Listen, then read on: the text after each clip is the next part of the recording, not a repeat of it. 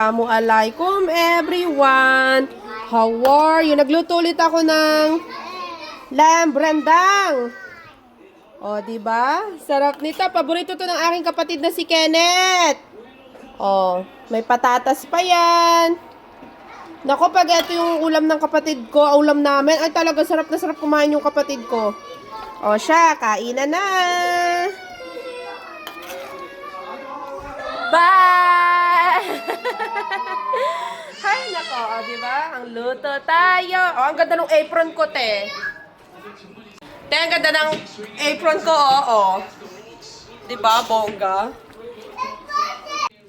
Yan. Lo, here. Ayan, papatikin ko pa ng diluto kong renta ng aking baby.